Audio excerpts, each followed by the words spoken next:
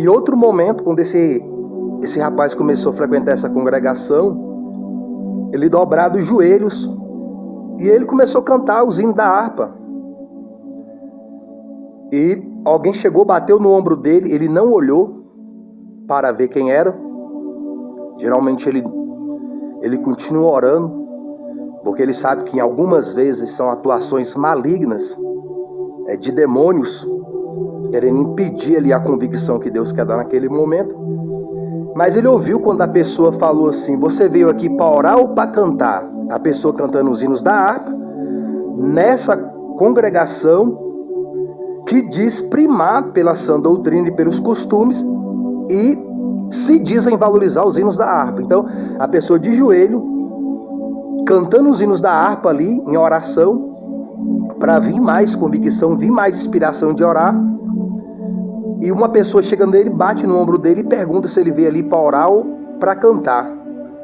E pareceu ser a voz do pastor dessa congregação, que em outro momento, mais para frente, mandou 3 obreiros falar com essa pessoa para que ele não clamasse, não orasse da forma que ele estava orando.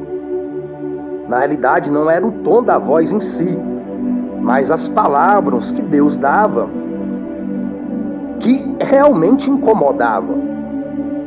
Porque existem instrumentos, existem barulhos e são muito mais altos dentro de uma congregação e não incomodou essas pessoas que foram falar com o pastor e não incomodou o pastor a ponto de falar para obreiros ir lá chamar a atenção desse rapaz que estava orando fervorosamente e clamando. Então, pessoas entram na congregação, conversam, dão gargalhada, conversam receita de bolo, vendem produtos de beleza, dentro da congregação, momento de oração, celular, chiclete, gargalhadas, comemorações pessoais, altas dentro da congregação, tipo aniversário de alguém, as pessoas começam a bater palma no momento ali que é para orar, poderia fazer aquilo em outro lugar. Teve um culto de ceia, esse irmão dobrou o joelho para orar, depois desses acontecimentos mais para frente, e ele na dele orando ali, não clamando, mas orando, e 2 senhoras no banco, ele estava sentado atrás, elas falando sobre a sogra de uma delas, não parecia ser num contexto positivo. No culto de ceia, eram 2 esposas de obreiro, no culto de ceia, murmurando da sogra, às vezes falando de receita de alguma coisa, conversando de coisas seculares.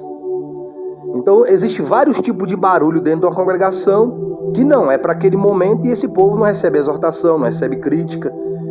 Obreiros não vão diretamente nessas pessoas conversar com essas pessoas, mas o irmão clamando, orando fervorosamente, o irmão é repreendido. E ele fica meditando nisso, que quando ele orava mais clamando, que hoje ele não ora tanto, clamando, por causa desses impedimentos que realmente esfria a pessoa, aquilo ali é uma convicção que Deus vai dando, Satanás vai combatendo e as pessoas têm o seu limite, ainda que ele não ore só clamando.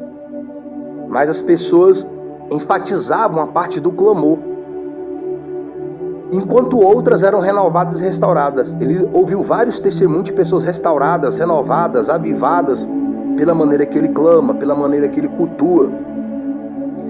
E esse grupinho, esse povo, criticando, combatendo algo que é do próprio Deus, do Espírito Santo, que alguns pregam e ensinam quando sobem no púlpito, mas só quando estão lá no púlpito, porque a vida deles é contra pessoas fervorosas e inspiradas pelo céu.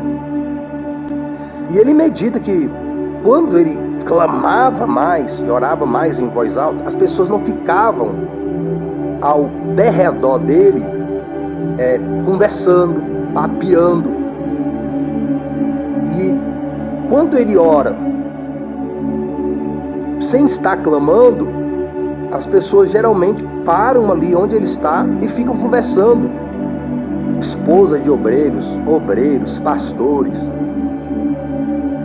As pessoas não têm um respeito com a pessoa que está orando, principalmente para quem a pessoa está orando.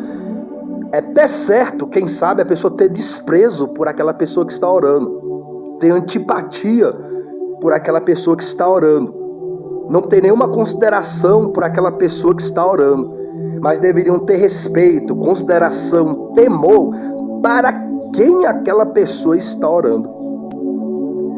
Então, hoje, no contexto que nós vivemos, isso em congregação, igreja, consideradas pentecostais.